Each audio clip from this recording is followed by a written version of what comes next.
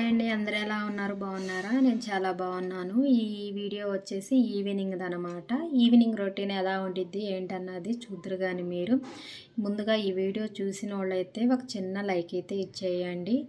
చూడని వాళ్ళు, కొత్తగా చూస్తున్న వాళ్ళు అయితే సబ్స్క్రైబ్ చేసుకోండి. మీరు ఇచ్చే లైక్ వల్ల నాకు చాలా వీడియో బెనిఫిట్గా ఉంటుంది అనమాట. అందుకని చెప్పని చిన్న రిక్వెస్ట్ అనమాట. ఇంక ఈరోజు ఈవినింగ్ బ్లాక్ వచ్చేసరికి ఏం పని చేస్తా ఏంటి అన్నది ఒకసారి మీరు చూసేయండి. మా పాపకైతే ఫీవర్ వచ్చింది. తనకైతే కొద్దిగా తగ్గింది, పర్వాలేదు, ఇప్పుడైతే బాగానే ఉంది. కొద్దిగా నీరసంగా ఉంది. సగ్గుబియ్యం జావ అయితే కాసిద్దాం అనుకుంటున్నాను. అందుకని చెప్పనేసి ఇప్పుడు కొద్దిగా సగ్గుబియ్యం జావ అయితే కాసుకుందాము. ఎలా కాస్తానన్నది మీకు ఇప్పుడు చూపిస్తాను. నేను చాలా సింపుల్గానేనండి, ఎక్కువ హెవీగా కాదు. ఎందుకంటే జ్వరం తరిగింది కదా, సింపుల్గా నీరసం లేకుండా ఉండిద్ది కదా, అందుకని సగ్గుబియ్యం జావ అయితే చేస్తాను. దానికోసం అయితే ముందు పాలైతే పోసుకుందాము.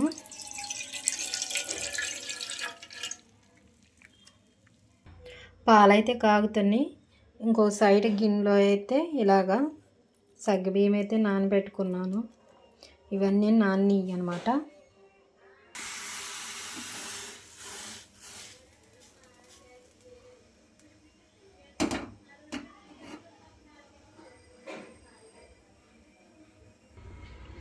పాలైతే కాగిని గ్లాసులో అయితే పోసేసుకుంటున్నా. కొంచెం పాలు ఉంచుకుందాంలే, కాఫీ పెట్టుకుందామంటే నేను ఇలా పాలల్లోనే షుగర్ యాడ్ చేస్తానన్నమాట.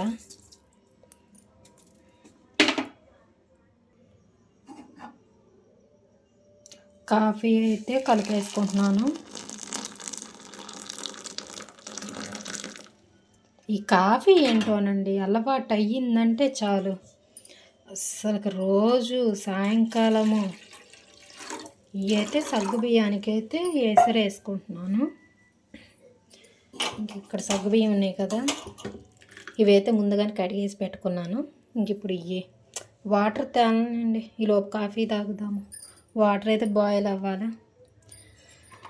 నా మతి మరుపు చూడండి, కాఫీ పోసుకుందామని గ్యాస్ అయితే వెలిగించలేదు. ఇంక ఈలోపు అయితే కాఫీ తాగేసేద్దాము. కాఫీ అయితే తాగుతున్నాం.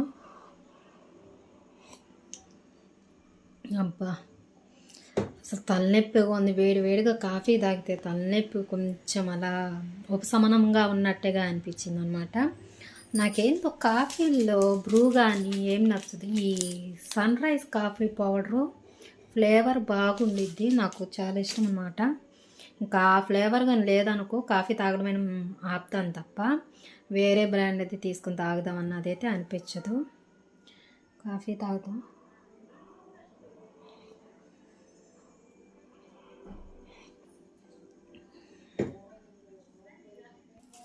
ముందు కాఫీ అయితే తాగేసి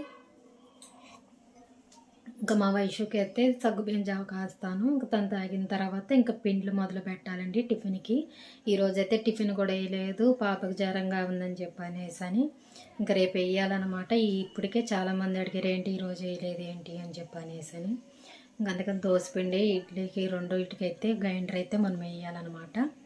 ముందుగా అయితే పాపకి జావ అయితే కాస్తాను. అయితే బాయిల్ అయిపోయినాయి కదా, దీంట్లో అయితే సగ్గుబియ్యం వేసుకుందామండి. సగ్గుబియ్యం బాగా నానుండే కదా, తొందరగా ఉడికిపోయిద్ది, ఎక్కువ టైం అయితే పట్టదు.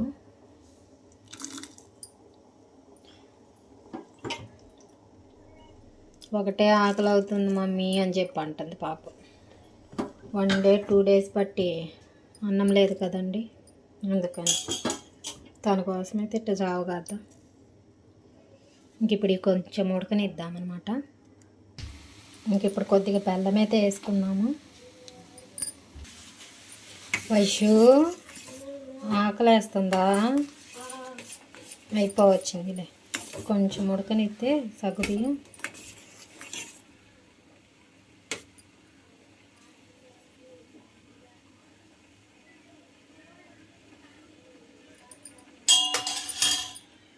కొంచెం లైట్గా ఒక చిటికెడు సాల్ట్ వేసుకుందాము. పాలైతే పోసానండి, ఇంకా ఆపేసాను. పాపకైతే సగ్గుబియ్యం కాసా కదా, ఇప్పుడు తనకైతే తాగిపిస్తాను. పాప అయితే తొందరగా తాగిద్ది కదండి, అందుకని చెప్పి అనేసి ఇలాగైతే ఆర్పుతున్నాను.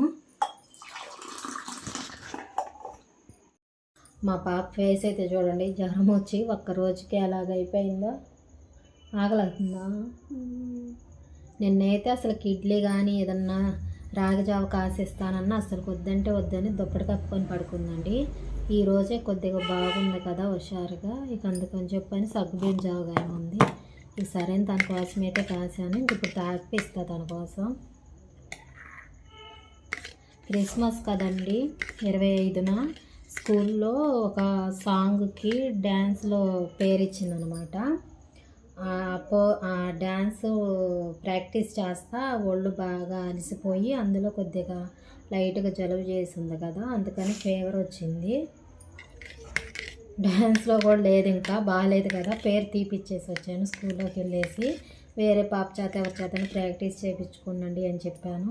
పాపం చాలా ఆనందంగా ఉంది, డ్యాన్స్ వేసిద్దేమోనని. పాపం ఏం చేద్దాం, ఆరోగ్యం కంటే ముఖ్యం కాదుగా.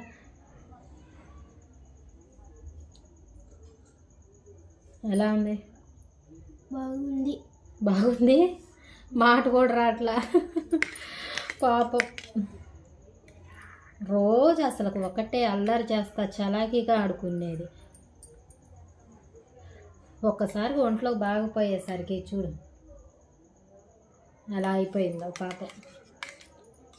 తనకైతే ఇట్ట జావంతా తాగిపిచ్చేస్తానండి. తాగిపిచ్చిన తర్వాత మనం పిండ్లు అయితే వేసుకుందాం. ఇంకా టైం అయితే ఇప్పుడు 6:30 అయింది. 6:30 అయింది. బయట అయితే అంత చీకటిగా అయిపోయింది కూడా. 6 అయ్యేసరికి చీకటి పడిపోతుంది.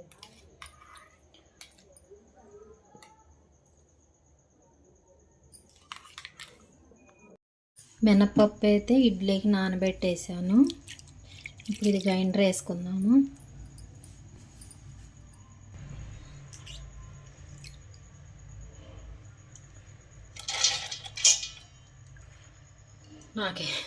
నాకైతే ఆన్ చేసి పప్పు వేయాలంటే భయం, అందుకని చెప్పాను ముందుగానే పప్పు వేసిన తర్వాత గ్రైండర్ ఆన్ చేస్తాను. ఓసారి అట్టానే చెప్పా కదా మీకు అంతకుముందు వీడియోలో, పప్పు పెట్టానే వేసి దోసపిండికి బయటికి వెళ్ళిపోయి వేసి షాప్లో కూర్చొని దారం వేస్తూ ఉన్నా కదా, ఇప్పుడు కాలిపోయింది. అప్పటి నుంచి గ్రైండర్ అంటే భయం వేస్తుంది నాకు. అందుకని పప్పు వేసుకొని తర్వాత ఆన్ చేస్తాను. పప్పు అయితే వేసేసుకున్నాను. గ్రైండర్లో చూడండి ఎలా తిరుగుతుంది. ఇదిగోండి, రవ్వ అయితే ఇట్లా వాటర్ లేకోకుండా మొత్తం అయితే ఇలా పిండేసేసాను. పొడి పొడిలాడుతుంది. ఇటేమో ఇడ్లీ పిండి, మినప్పిండి చూడండి గ్రైండర్ పట్టే కదా ఎంత స్మూత్గా ఉందో చూసారా. ఇంక ఇప్పుడు రవ్వ కలిపేసుకుందాం.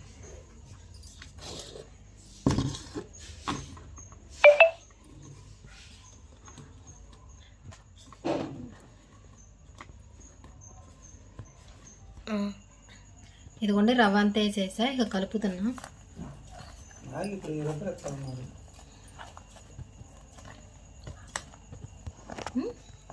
ఇదిగోండి ఇలా అయితే అంతా కలిపేసాను.